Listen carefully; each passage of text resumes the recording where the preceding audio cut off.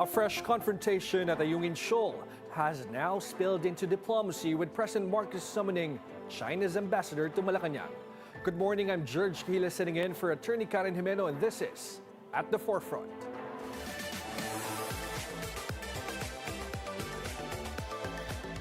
President Marcos has summoned China's ambassador to Malacanang following the incident that left two Filipino Navy personnel injured. They were injured during a violent confrontation with Chinese Coast Guard personnel near Ayungin Shoal. The Philippines maintains it does not need China's permission to operate within its own territorial waters. How should the Philippines respond to this latest escalation in the West Philippine Sea? To answer this, we'll be speaking with Ray Powell, Executive Director of SeaLight Foundation. Welcome back, Ray. Hi, George. How are you? Well, firstly, Defense Secretary Gilberto Teodoro says the latest confrontation at Ayungin Shoal was not random, but part of a Chinese script. Do you agree with this assessment, and why? Well, clearly somebody ordered that boat to approach within 20 to 30 meters of the BRP Sierra Madre. So the question is, who ordered it, right? And I mean, probably it wasn't just the captain of the China Coast Guard ship that launched it. It probably came from somewhere above him. Somebody wanted that boat to approach the Philippine outpost at this particular point of time. The question was, who wanted that? Because that was a provocative act. And of course, you were quoted in an interview that China pairs its actions with, actions at the sea, with a political warfare campaign. Did the latest incident at Ayungin Shoal follow that pattern that you're mentioning? Yeah, I think so. It could, right? So we know that there are a lot of things going on this week. Of course, they've had a couple of very major I would say political setbacks in the Philippines, both with the claim over Batanes and then the infamous monkey video. Yes. But of course, we're also heading into this week where the ASEAN foreign ministers are in town. I guess the question is, what does this do to help the Chinese cause during this crucial time? Is the Chinese embassy, is the Chinese mission here, is the foreign ministry happy about this, or are they, perturbed that the China Coast Guard provoked this action right now? But what's your hunch? Are they liking what's happening, or? Here's what we can say is that the China Coast Guard and the Chinese government wants to set a new normal at Ayungin Shoal, and the new normal they want is that Chinese ships can go anywhere they want. They can even approach up to the very hull of the BRP Sierra Madre and not get any pushback. And so the Philippine sailors aboard had no choice but to defend their outpost. So, clearly China wanted at some level to provoke this confrontation. What we can't be sure of is which part of the Chinese government was involved, whether it went all the way to the top or whether this was something that was a little more localized to the China Coast Guard, the Chinese military, or whether the Chinese foreign ministry was even involved in the decision. And as you mentioned, the incident was very close to BRP Sierra Madre, which is technically a military installation of the Philippines in the West Philippine Sea. What does that say about China's actions right now? How bold that they can get as far as claiming the territory of the Philippines? Right. So this was a jurisdiction claim, right? So they claim that they have jurisdiction to be there because they are the lawful constabulary for Ayungin Shoal. They want to send the message that they can go anywhere they want, anytime they want. So this was a very clearly calculated move to test the limits, to see how far the Philippines would allow them to get toward the BRP Sierra Madre. So it's very important now that the Philippines and its ally, the United States and other countries, respond very forcefully and China we know that it was they who provoked this incident. And as what we've seen in the past day, and the Chinese Foreign Minister Wang Yi, he said that some elements of the Philippine military and the police are, they are provoking. It's the other way around. They are provoking the Chinese Coast Guard personnel to act like that. What can you say about that? I would challenge any country in the world to say that they would be just fine if an opposing force, if an adversarial force approached their military outpost within 20 to 30 meters and they were not going to respond, right? I mean, the fact is that the Philippine military responded with absolute minimum of force. I mean, they're basically brandishing paddles, right? That is not exactly deadly force. So, you know, the provocation clearly came from the Chinese side. There was no reason for that boat to be there at all unless they wanted to provoke a confrontation. Now, summoning the envoy, the Chinese envoy here in the Philippines to Malacanang, is that something that is the right path in addressing this issue? Or what do you think was the President or President Marcos' intention? What does he want to prove? Well, I think that's kind of that's something that he really had to do. I mean, this was such a deliberate provocation that if he did not summon the Chinese envoy, you know, it would have sent another message that, you know, the Philippines isn't very concerned about this. The Philippines is clearly very concerned about this, and it was been extremely important for President Marcos to make it very clear that that ship is not just something that the Chinese can approach anytime they feel like it for any reason. That the Philippines does have sovereignty, does have jurisdiction, does have a right to defend itself, and so you know it was very, very important that the president send that message. We don't know if this is a coincidence or what, but Chinese Foreign Minister Wang Yi is here in Manila, and he said that Beijing is willing to work with ASEAN on a code of conduct in the South China Sea. The same message that the foreign ministers mentioned during the speech yesterday. Can China be trusted to negotiate in good faith while these incidents continue?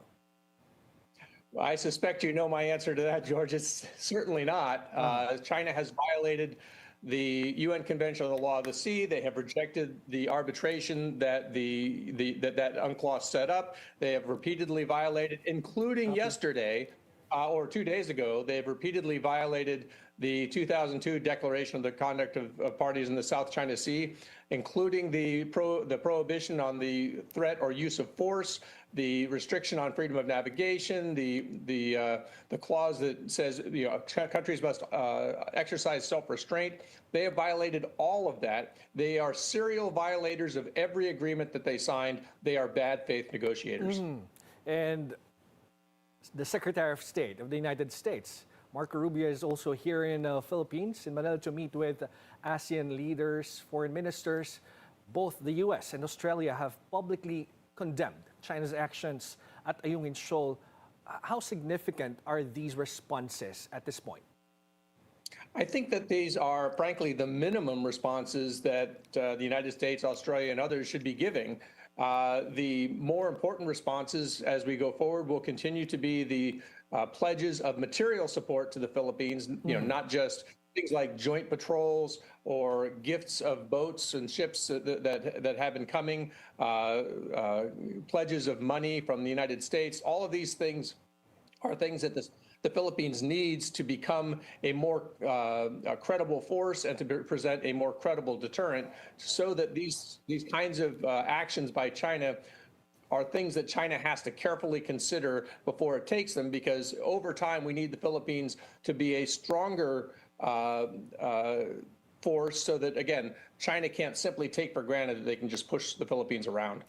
Earlier, you talked about some significant activities of China in relation to the Philippines, and the Philippines has filed a diplomatic protest over a China daily video depicting Filipinos as monkeys.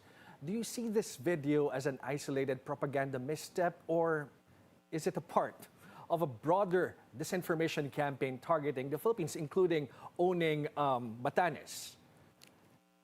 I do see those as missteps. I see how very quickly the Chinese government tried to distance itself from both of those incidents, both the claim over Batanes and the monkey video. I think that both of those went too far, and I think that perhaps China recognizes this, but they can't walk away from the fact that both the academics who put together the Batanes report and the monkey video come from elements that are controlled by the Chinese Communist Party. And as we know, in China, the party and the state are inseparable. So, the foreign ministry and the Chinese embassy can try to pretend they, have no responsibility whatsoever for this. But that simply is not the case in the Chinese system. They do not have a free academic system, and they do not have a free press. So they can try to pretend that they had nothing to do with it, but ultimately the government is responsible for all of it. Well, apart from filing diplomatic protests, what do you think the Philippines can do to stop these harassments from the Chinese counterparts? But before you answer that, Ray, at the forefront, we'll be back after a short break.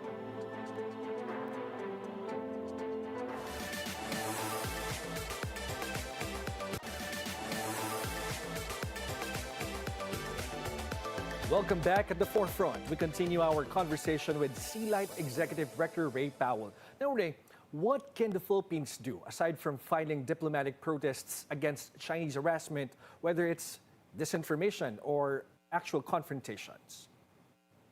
Well, I think the Philippines is doing what it can do right now, and that's showing resolve and building its capacity and building alliances, right? So that is the Philippines' long-term strategy. The short term is going to be really frustrating because China is going to continue to provoke these incidents. And each time they do, they're going to come back to the Philippines with some kind of offer that says, you won't get more of this if you just give us a little more, right? It's almost like if you have a bully who comes up to you and hits you and tries to take your wallet and says, well, I won't take your wallet and I won't hit you again if you just give me 100 pesos. Well, of course, if you do that every time, then 100 pesos at a time, they take all your money. So it's, I think the Philippines has to really show a lot of resolve and commitment and sort of understand that they are in a long-term struggle. And so building capacity and alliances is at the center of winning this long-term struggle. Ray, your organization has been monitoring the incidents in the West Philippine Sea, South China Sea over the years. Are there new developments that China is doing right now that may cause the Philippines to be wary of? Well, I would point to the patrols east of Batanes. I think is a key one to keep an eye on, because I believe that China's intention is to normalize those patrols. Its claim to own Batanes, even if it was quote academics, was intended to justify why they should be patrolling with sovereignty patrols, as they called them, east of Batanes. So we'll have to keep an eye on that. I can tell you, by the way, as of this morning, the China Coast Guard ship that launched the boat that approached the BRP Sierra Madre has left Ayungin Shoal. So it left just this morning around 8 in the morning, and it seems to be on its way back to Mischief Reef. It was there since about the 16th of July, and it has not yet been replaced. So I don't know if this is directly related to the incident or some of the fallout for the incident, but as of now, that ship is no longer inside Ayungin Shoal. And what does that mean? Are we expecting another? Oh, yes, go ahead, Ray. Yeah, it really depends on what happens next, right? If they replace it with another ship, then I guess it doesn't mean too much. But so far we haven't seen that. Now, of course, it's only been a few hours since it left. And I do expect that they intend to have ships in and out of there from time to time. They've done that in the past. But at least at this very moment, they may want to lower the temperature just a bit. Okay, now various groups have conducted civilian resupply missions to the Spratly Islands. Should these missions continue despite the risk of a stronger response from China? Well, okay, so you're talking about like Atina Ito, those kinds of groups. Yeah. Yes. Yeah. Look, I think that these are really, really important. They show the resilience of a society. They show you the commitment of a population not to be bullied.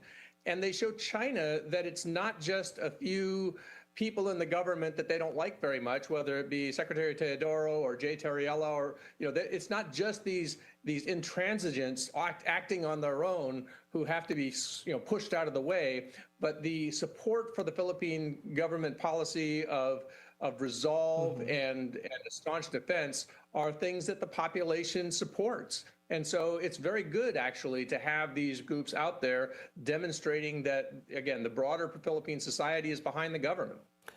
A Chinese floating structure was recently spotted inside Scarborough Shoal before it was removed. Has SeaLight monitored any new Chinese activity similar to this in the area since then? So no, we haven't seen anything new since then, but we have noted that even though the platform itself has departed, there's still equipment that was left behind, some buoys and some antennas. So China is slowly trying to normalize at least having equipment there. The thing that really concerned us about the platform, especially at first, was that it seemed to be stationary. So there's always a concern that China is going to try to put some semi-permanent or permanent installation on Scarborough Shoal. And if they were to do that, that would be a huge event because, of course, as we've seen over and over again from China, once there is something small, something big comes after it. I agree. They've done that before and they can do it again and again. If what can we do to stop that kind of activities? I mean, well, what we've seen the Philippines do is the right thing, which is to call it out clearly and boldly and loudly when it happens. And every time they do this, then, of course, a bunch of people who want to sort of soft pedal what China is doing will say, oh, you're overreacting. But when the adversary's strategy is this very, very gradual, incremental escalation, you have to call out each and every escalation, even if they seem small, because that is the entire strategy. We often refer to it as salami slicing, taking a little tiny slice off the salami and hope that nobody notices, and then another slice. And so each time these things happen, pushing back sharply is very important because, honestly, if you don't, then they will take that as permission to slice the next little slice. Now, you have said that Chinese academics' claim over Batanes reflects China's pattern of moving the goalposts to gradually expand its maritime claims. If left unchallenged, Ray, how could that narrative shape future Chinese actions in the region? Well, that's what we watch, right? We watch for them to take those little steps that turn into, over time, they measure out to big steps. And I think that that's what we can expect to continue. So what we watch for is those incremental changes and call attention to those. And that helps not only the Philippines understand the changes in the strategic situation and prepare itself accordingly, but it also helps the international community recognize that China is engaged in a long-term occupation of the West Philippine Sea. So it's important to sort of recognize this. This is not just one little event and then some other unrelated event and then some other unrelated event. These are all part of a long-term campaign that's really extended over 5 decades for China to control maritime East Asia, right? And so this is not just the West Philippine Sea. It's the Taiwan Strait. It's now the Bashi Channel and east of Batanes. It's going all the way north to the Sea of Japan and the Yellow Sea, understanding that this is all linked together as a push outward by China to try to push its neighbors back further and further away inside their own sovereign waters to be able to sort of lay claim by force of metal, by force of ships, by force of aircraft, to be able to say this all belongs to China regardless of what the law says. Well, as you mentioned, the Philippines need to call out China whenever they are conducting illegal activities in the West Philippine Sea. But we've seen how they attack those who are calling them out. And the Chinese embassy in Manila has accused even you of being an alarmist over your assessments of China's activities. How do you respond to that?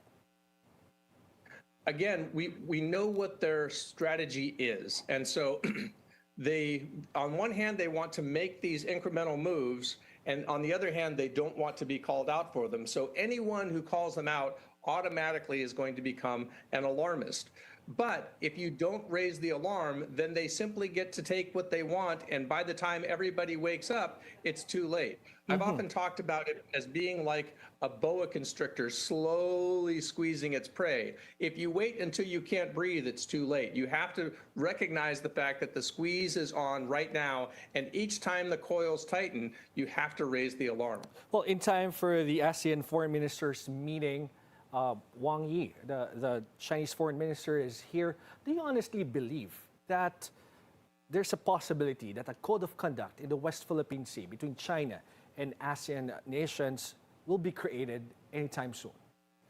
I honestly don't think so. And I can see more downsides than upsides. And what I mean by that is what China would like to have is a weak code of conduct that they can claim actually supersedes the UN Convention on the Law of the Sea and makes the arbitral award completely meaningless, right?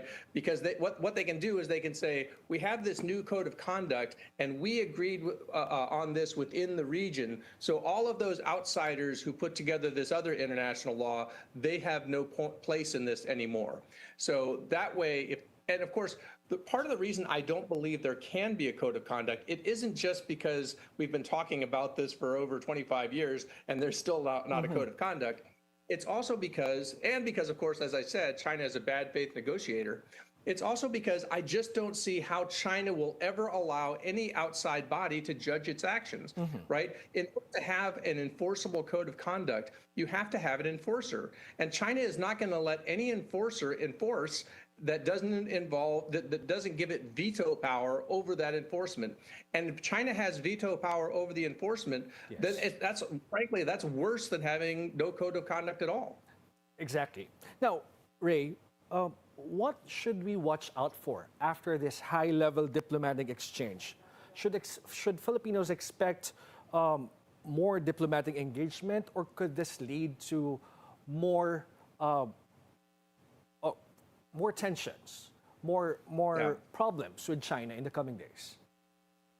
Well, I don't know about the coming days. I mean, they may want to kind of quiet things down now while the foreign ministers are here. In fact, it was really interesting that this happened on the eve of this ASEAN foreign ministers meeting.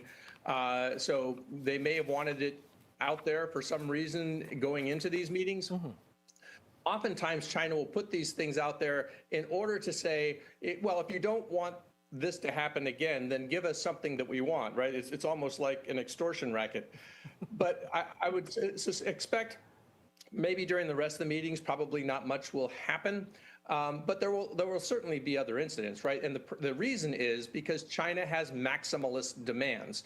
China wants to control essentially all of its 9-dash line claim. Even beyond the 9-dash line claim, it now wants to control the area east of Batanes.